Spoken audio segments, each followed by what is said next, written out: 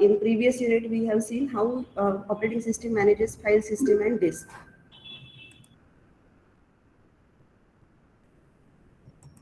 So another important task of operating system is I/O management. I/O is input-output devices, so which are attached to the system for communication with a user or application. And disk scheduling. Here disk is hard disk or secondary disk. First we'll see what are the categories of I/O devices. There are three types of I/O devices. One is human readable, means when how your system or terminal communicates with a human with the devices. Those are human readable devices. Then machine readable, how it deals with the electronic devices, that is machine readable devices. And communication is network devices. Difficult area of OS design, IO device, that is difficult to develop consistent solution due to wide variety of devices and application. Every time there is a new type of device with new features and for different applications, so it is very difficult for operating system to define a common interface which can communicate with a device. And we have seen there are three categories: human readable, machine readable, and communication devices. We'll see one by one. As I told you, human readable. Human readable means devices used to communicate with a user, which are like printers and terminals, keyboards, video display devices, mouse, etc. So human readable devices are mainly used to communicate with a user. All right. Next is machine readable, used to communicate with electronic equipment like hard disk or disk drives, USB keys, pen drive, USB drives, then sensors which collects data, controllers, actuators, etc. All sending and receiving data from these devices is done by machine readable hardware devices or IO devices. And third category is communication. These are used to communicate with remote devices. Or in networking, the devices we used for networking are called communication devices. For example, digital line drivers, modems, routers, bridges, etc. These devices differentiated from each other, or there is a wide difference in a number of areas or categories. So one device is not like other device. These are the categories that devices can be differ with. First one is data rate. The rate of data transfer or receiving the data, the rate uh, at which the data can be transferred to other device. This data rate is different for different devices. Then which application we are using that particular device is different. Complexity of a control means to handle that particular device, what is the complexity of a device? Is it simple for operating system to handle, or is it very complex? The complexity also differs from device to device. Unit of transfer, are you transferring the data in KBs or MBs or GBs? So unit of transfer is differ from device to device. Data representation, some devices transfer data as a set of as a stream of characters or as a stream of bits or bytes. So data representation, whether it is encrypted data or plain text data. So data representation is also different. And error conditions, how does operating system able to handle error condition if that device is not working or not responding? So how to handle such error conditions? Is it simple or it is difficult? So depending upon that, devices will vary. Let's see one by one. Data rate. This diagram is not visible. Let me show you another slide.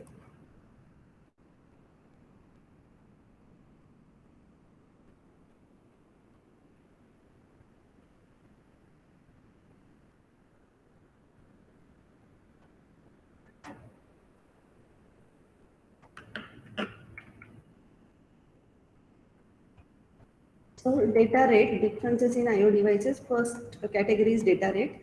May be differences of several order of magnitude between data transfer rates. You can see this diagram, and it is self-explanatory. These are the devices on y-axis, and this is a data rate in bits per second, 10 raised to 1, 10 raised to 2, 10 raised to 3. And you can see the data rate of keyboard, then mouse, modem, floppy disk, laser printer, scanner, optical disk, that is CDs and DVDs, Ethernet, hard disk, graphics display, and gigabit Ethernet. You can see the variation in data rate. IO devices are varied in terms of data rate. Second difference is application. So disk used to store, hard disk are used to store files, required file management software. In previous unit, we have seen how operating system manages files and directories. So for disk, hard disk or secondary disk, we need file management tools. Disk used to store virtual memory pages, which need special hardware and software to support it. This terminal or screen that we are used by system administrator may have high priority. So depending upon the applications, priority of the devices will vary. Uh, Whether the keyboard should be given priority or printer should be given priority or scanner should be given priority. It depends upon the application and the user. Next is complexity of a control. Wait a minute.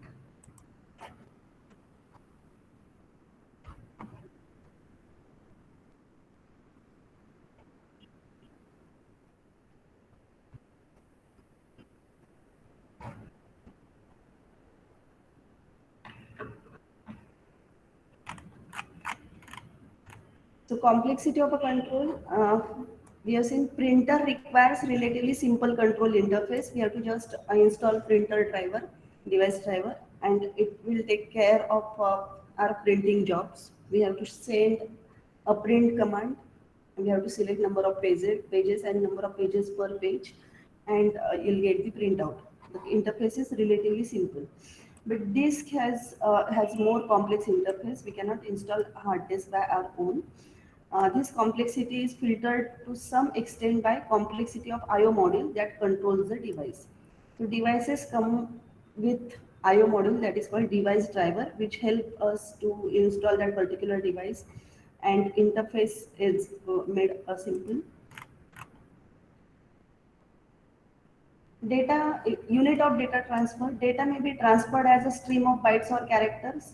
For example, through terminal or keyboard, we are send data as a character or bytes, or in a larger blocks. Blocks means a chunks, a group of bytes or a structure, or the block is sent at a time. That is, for example, in case of disk, we are sending it in blocks.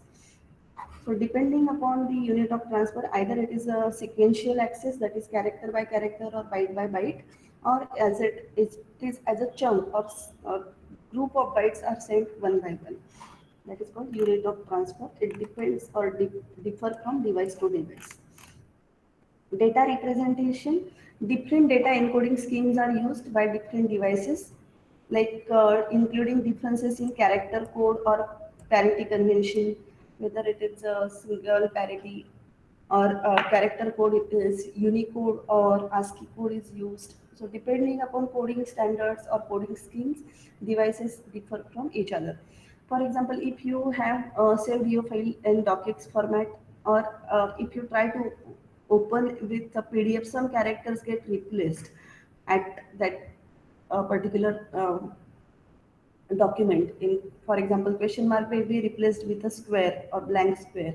That is because the character data set is different, or character code is different for different softwares or devices. Error condition. Last point is error condition in case of differences between different IO devices. The nature of error differ widely from one device to other, and what operating system should do. Operating system, the way in which they are reported, how it should be reported to the user or application, their consequences, what are the problems will caused with this error, and the available of range of responses, and what should be the response for a particular error. If pages are not there, page a tray is empty in case of printer, or if page is blocked, or if it is if printer is not responding. In such cases, how what are different type of responses it should give to the user. So it depends upon device to device. The errors will differ, and due to these varying errors, how they are reported, how what are their consequences, and how to respond to these errors will vary. Any queries in this? Devices differ in number of areas. What is data rate? Applications, complexity of a control, unit of transfer, data representation, and error conditions. So these are typically 6 points where devices can differ from each other. There are many points, but we are focusing on these 6 points.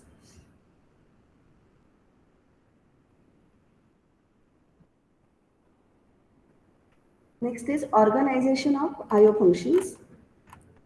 So techniques to perform input output, there are three types of techniques. One is programmed I/O, one is interrupt driven I/O, and third one is direct memory access. Now what is this? Suppose we first thing we have seen how operating system respond differently to different devices, because devices are different in different areas like data rate, complexity of control, transfer of unit, etc. Then suppose that device is connected to our system, and the user application want to communicate with that device, and operating system is providing an interface for this communication. So there are three ways through which operating system can provide such interface. First is program driven IO or programmed IO. Second one is interrupt driven IO, and third one is direct memory access. We'll see one by one how operating system. Okay, again this diagram is not visible. Wait a minute.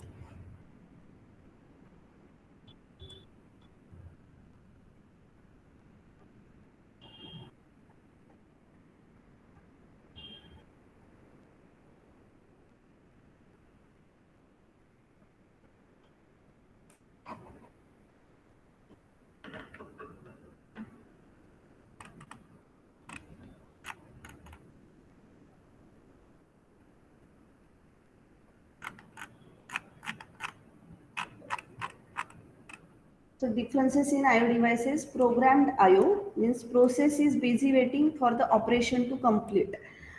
So it is a device, it is a responsibility of a CPU to perform input output IO operation. So till the process is performing IO operation, CPU is called busy waiting. It will wait till the process completes IO, and then it will resume the operation. So now it is a loss of CPU time, or CPU is unutilized during that moment till process is completing its operational IO operation. That is called programmed IO. Interrupt driven IO means IO command is issued, processor will continue executing instruction, and IO module send and interrupt when done. So it's in the case of multitasking. So processor will execute its output instruction and other executing instruction, and till one process is performing input output, it will set one command, IO command is issued, and if process has completed its IO operation, it will send that interrupt to the processor, and processor will resume this process again. So till that, processor will busy with other process executing in other process instructions. So that is interrupt driven IO. Here we are not wasting CPU time. CPU is busy with other process performing CPU operation, and the current process which has to perform IO will perform IO, and after completion it will send an interrupt, or it will interrupt the CPU, or tell the CPU that I have finished my IO, please schedule me. The IO module sends interrupt when done. That is interrupt driven IO. And third one is direct memory access, or DMA. DMA is a module which controls exchange of data between main memory and IO device. So suppose we have to send some data to IO device, it is sent via main memory. So the exchange of data, sending and receiving data from memory to IO device, or IO device to memory, is taken care by DMA, direct memory access. And processor is kept away from this. Processor is interrupted only after entire block has been transferred. Suppose you have to send a data, you have to print one file to a printer. So file is stored on a machine or in memory. So there is no role of CPU. No need to involve CPU there. Directly from memory to printer, you can transfer the data, and CPU is informed when printing is done. So that is direct memory access. This is the relationship between these techniques, IO technique. So IO to memory transfer. First, see here I have not used any interrupt. Means we are not interrupting a processor and use of interrupt. IO to memory transfer through processor. So if you want to transfer a data to a memory or to IO device from memory, so we have to exchange data from memory to IO device or IO device to memory, and through processor we have to involve a processor. So if we are not using interrupt, that is programmed IO. So in this case, we are not using any interrupt. CPU is not interrupted. CPU will wait till process completes its IO operation, and then it will resume with the process. And it is the CPU utilization is reduced. CPU wait time will be more. If we are using interrupt, then it is called interrupt driven IO. Here also processor is involved, but processor will continue with the other process, and the current process will send an interrupt when it completes with its IO operation. That is interrupt driven IO, where processor is involved. And if processor is not involved, there is direct IO to memory transfer, then it is called DMA. Is it clear now? Three types of communication between IO devices. Operating system support these three types. One is programmed IO, second is interrupt driven IO, and third one is direct memory access. Right? Any queries?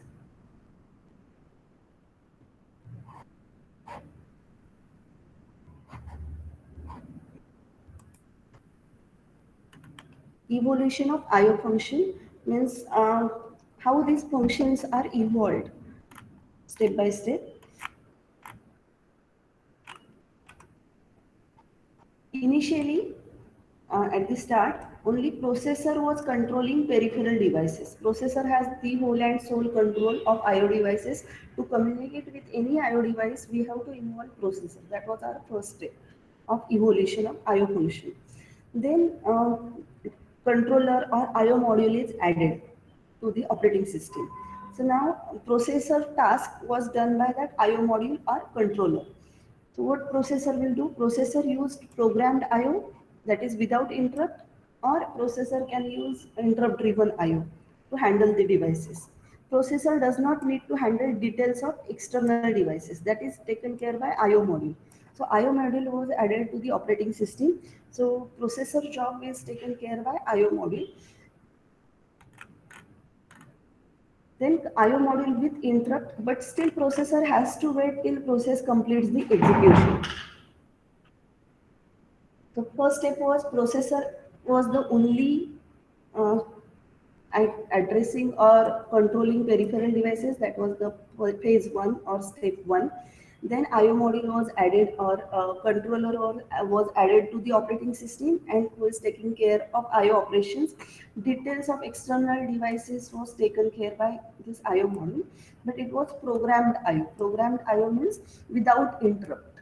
Processor has to wait till process finished its IO operation, and then it can resume with the execution of a current process.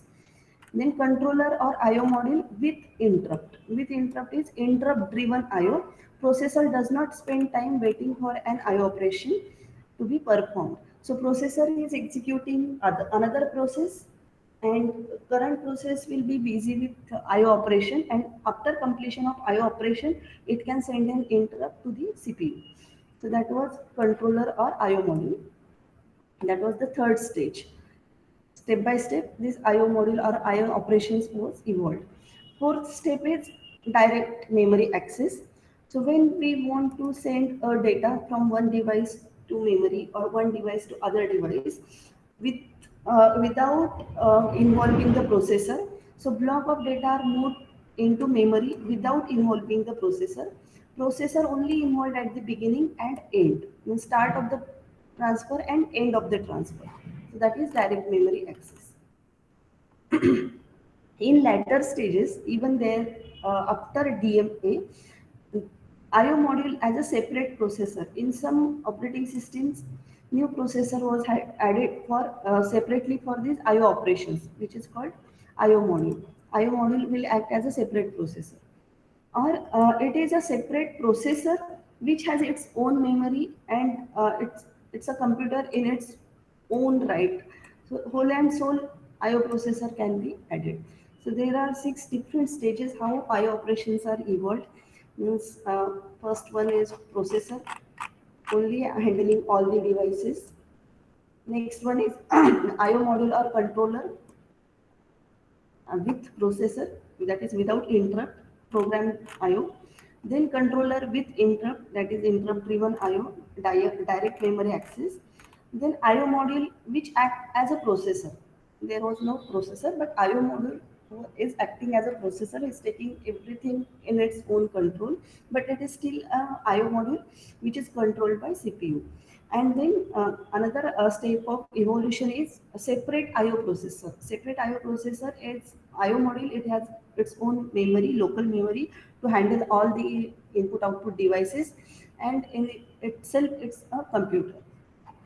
These are the evolution of IO functions. More on direct memory access. So as we have seen, direct memory access doesn't involve CPU. It just involves processor only at the beginning and end. So a direct memory access, it takes control of the system from the CPU to transfer data to and from memory over a system bus. So you have studied data bus and address bus. Address bus is used to locate a device, and data bus is used to transfer data from one device to memory or memory to device. So when the task of data transfer starts, it takes DMA module takes the control from CPU. Then this cycle stealing is used to transfer data on the system bus. You know about memory cycles. So for the particular cycle, the data is transferred from device to system bus. The instruction cycle is suspended so data can be transferred. Instruction cannot execute because we are transferring the data. So instruction cycle is suspended. It has to wait. CPU pauses one bus cycle and no interrupt occur. Do not save context. So this is how DMA looks like. Okay. In terms of hardware, we have controller unit, that is uh, arithmetic logic unit. Then address register, data register, and data count type. These are the data lines and address lines, address bus and data bus. It first asks for DMA, direct memory access request. Then if DMA module is free and it is ready to take control from CPU, it will acknowledge that request. Then it will send an interrupt for CPU, stop executing current instruction. It will read data from this data register, from the data lines, and write data, read and write data.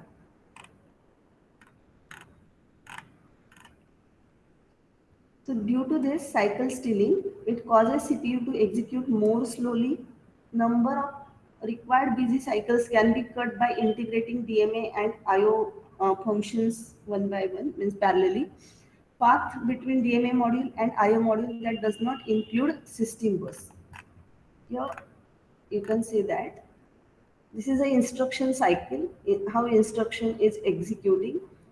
Processor cycle means first step is fetch instruction. If you have done with hardware or assembly language programming, you'll understand the meaning of fetch instruction. Fetch means get the instruction from memory, that is fetch instruction. Suppose instruction is move a comma b, so read that instruction from the memory. Then decode instruction. So what is the meaning of instruction? Move a value from A to B, means go to the address where a value of A is stored, read data from that address, and transfer data to the location where B is stored. That is decoding the instruction. Instruction is move. Then fetch operand, take a data from one location.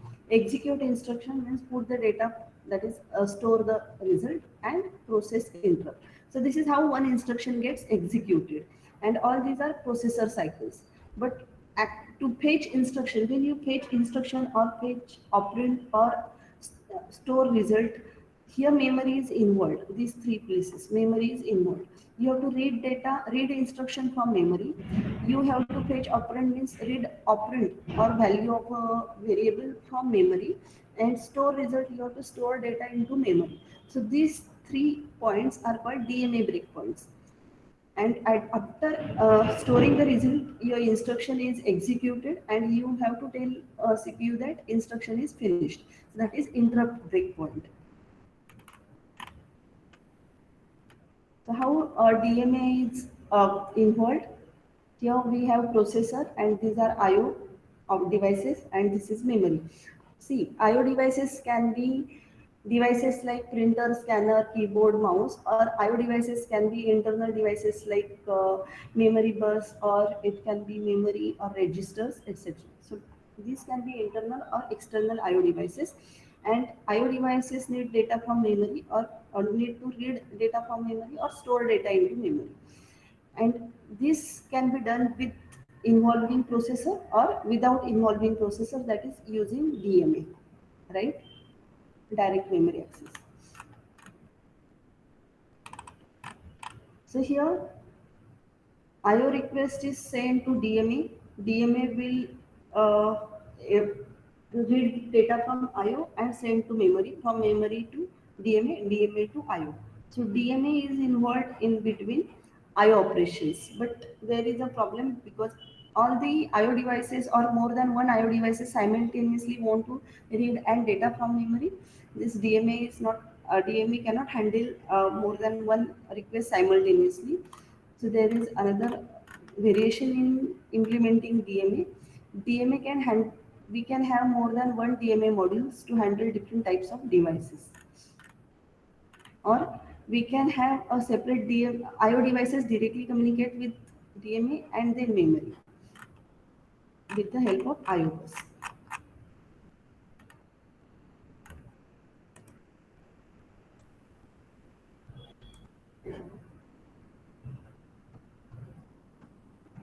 I forgot to merge these PPTs.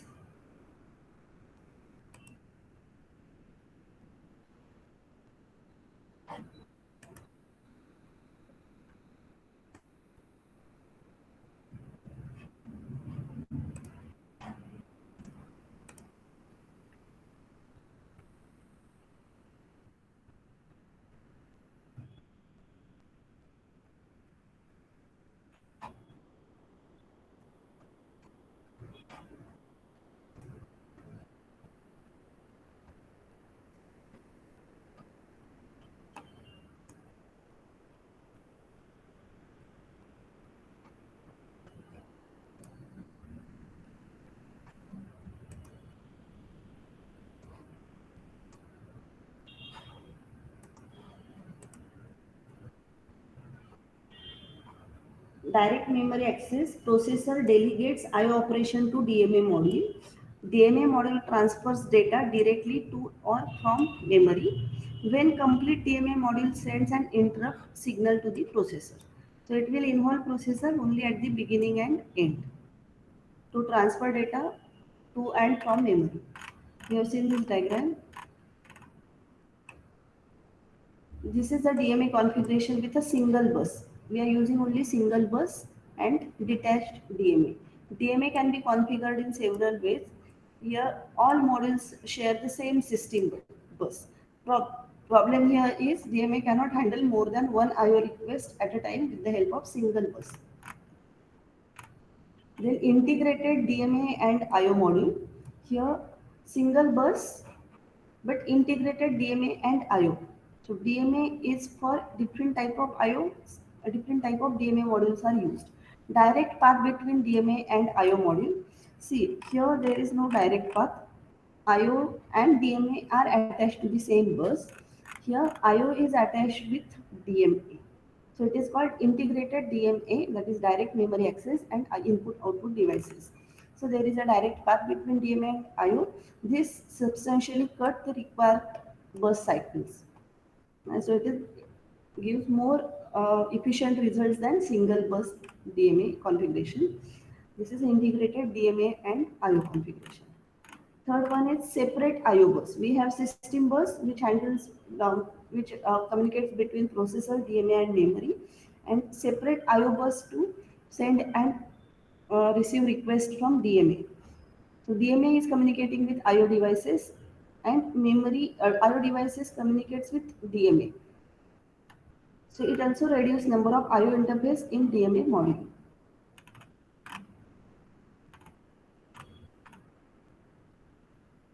With this discussion, we have seen different type of IO devices: human readable, then machine readable, and then communication devices. Devices differ with each other with on different topics or different criteria like data rate, transfer of control, etc. Then we have seen how IO operations are evolved, starting from programmed IO, then interrupt IO and DMA. Then we have seen there are different types of DMA configuration: single bus, integrated DMA and IO, and separate IO bus. We'll see how operating system needs to be designed to handle these different type of devices. So what are operating system design issues in handling this type of devices? So objective of design is all the devices should be handled efficiently, and there should be some generality between how these devices should be handled. So how to make it efficient? The goal is efficiency. So most IO devices extremely slow compared to main memory. Main memory is super fast, and apart from that, CPU is very fast. So to match the speed of CPU, to match the speed of main memory, IO devices are very slow. So use of multi-programming will allow some processor to be waiting for IO while another process executes. We have seen multi-programming, how one CPU is waiting for one process, at the same time CPU can execute another process. IO can't keep with the processor speed. So swapping is used to bring in ready processes, but this is IO operation itself. So memory operating system should handle multi-programming. It should allow multiple processes execute at the same time. When one process is busy in IO operation, it should allow another process to execute in CPU. That is process scheduling or CPU scheduling part. We have seen in unit number 2. Along with that, if process is taking too much time to perform IO operation, it is continuously waiting and it is taking up the main memory. So there should be the provision of swap out and swap in. Swap out that busy process or waiting process to secondary memory and bring the process which is ready to run in main memory. That we have seen in memory management, swap in, swap out part. So to, uh, to handle such devices, operating system need to handle virtual memory, need to handle swapping, swap out, need to handle CPU scheduling, etc. To achieve generality, generality means to handle different devices in the same manner. For simplicity or freedom of error, it is desirable to handle all IO devices in uniform manner. So as a user, means all the details must be abstracted from the user, and a common interface, common user interface need to be provided. Hide most of the details of device IO in lower level routines. So let the device driver or IO modules handle those details, how data is transferred, how data is stored, how to handle errors. It should be abstracted from the user. And the difficult to completely generalize, as we have seen, there is variety of IO devices available. So it is very difficult to manage everything on a single platform or uniformly, but can use a hierarchical modular design of IO functions. So it can give you a tree-like structure or a common interface. With that, you can handle those IO devices. So this is hierarchical modular design of IO functions. We'll see what is hierarchical design. Function of operating system should be separated according to the complexity, the characteristic of time scale and level of abstraction. So operating system should have different type of modules to handle these different type of devices. It leads to organization of operating system into series of layers. So assume that operating system is a project or is a large software which is divided in different modules. or you can see as a series of layers. So each layer performs related subset of functions required by the operating system, or you can imagine it as a hierarchy of say inheritance. Most general functions are kept in the base class, and least general, as you add more specifications, you create child classes or subclasses or submodules. So this each layer performs related subset of the functions required by the operating system. Layer should be defined so that changes in one layer do not require to change in other layer. So if you modify one layer, this layer we are talking about how operating system handles different devices. We are talking about operating system design point of view. We want to make our system very efficient. Efficiently, it should handle different type of devices, and general, to make it more general or uniform. To make it uniform, we have to design operating system in a hierarchical way and in different layers. So topmost layer is very general layer. It is applicable to any type of device. Then we make it specific to particular range of devices. Then we make it more specific to different type of devices, like that. But the care should be taken. If we make changes in one layer, these changes should not affect other layers. Each layer relies on the next lower layer to perform more primitive functions. It provides service to the next higher layer.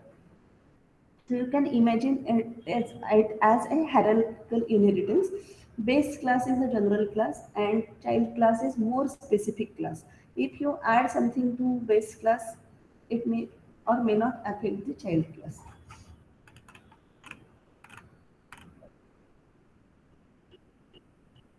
This is very important diagram. Just look at this. We have user processes which want to communicate with the hardware, and we know that there is a common interface which is called operating system. Operating system is an interface between user and hardware. So now that operating system, which was a black box, we didn't know what was there in operating system. But now that black box is open and we have seen process management, then memory management and file management modules. Here we are talking about IO management.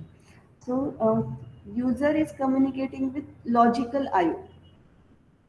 Means I can see a printer interface. When I want to give a command from my Word document, I'll go to that printer icon or print option from menu, and I'll select number of pages and send print. So that is common interface, which I can see a print button or print icon, and or print menu in menu bar or toolbar. So that is a common interface which is called logical IO, uh, which is user readable, common to the user, which is then this logical IO send request to the device IO. For a printer, we have printer drivers installed on our system. So these drivers are device IO. So from logical IO, the request is sent to device IO. Then device IO use scheduling and control mechanism to carry out that operation. So this is called local peripheral devices like printers, scanners are using this type of IO organization. We have logical layer separated from physical layer or actual device drivers. In case of communication port, when you want to communicate with the remote printer, from one machine you want to give a print command to the machine, the printer which is attached to the another machine, but it is in your network. Or suppose you want to send files or control devices which are connected to other machine. So that is communication architecture. You need a communication architecture which is common interface to the user. It will send the data to device IO, which is installed on that remote device. Then device IO, which is a device driver, schedules and controls that action and performs the operation with the hardware. So only logical IO is replaced by communication architecture in case of communication ports or communication devices. When you deal with the file transfer or file systems, so user process, uh, dealing with hard directory management, you know how to open a file or create a directory or delete a directory. So directory management, then file system management, and then physical organization, how this file is stored physically, and then it takes care by device IO, scheduling and control, and hardware device. So these three modules are added in between. User want to deal with the file, so there is a directory management tool, then file management tool, and actual physical organization of a file, and then it is taken care by device IO, scheduling control, and hardware device. This is how different IO can be handled at different levels. About local peripheral devices, logical I/O deals with the device as logical resource. It is concerned with managing general I/O functions on behalf of user process. And this device I/O, it converts request operations into sequence of I/O instructions. It converts what user want to instruct the device how to perform a particular operation. It generates I/O instructions. And this scheduling and control operation, it will perform actual queuing and control operations, and interrupts are handled at this layer. Actual performance of IO is controlled with this control layer, schedule and control layer. Then communication port to perform IO operation with communication devices like modem or different type of communication tools, networking tools. So it is similar to previous, but logical IO module is replaced by communication architecture. So this consists of number of layers that you are going to see in FCN, fundamentals of computer network. Example is TCP/IP. So this communication architecture is made up of different layers, and then actual IO device and schedule and control. And file system we have seen in previous unit. It is a representative structure of managing IO on a secondary storage device that supports file system. We have seen directory management, which is concerned with user operations which are affecting file like add, delete, reorganize, list, etc. File system is a logical structure, and we have seen different operations on file like open, close, read, write, truncate, seek, tail, etc. And physical organization is convert logical names into physical address. Actual data, when we are dealing with actual data, it is physical organization. We'll stop here. Any queries about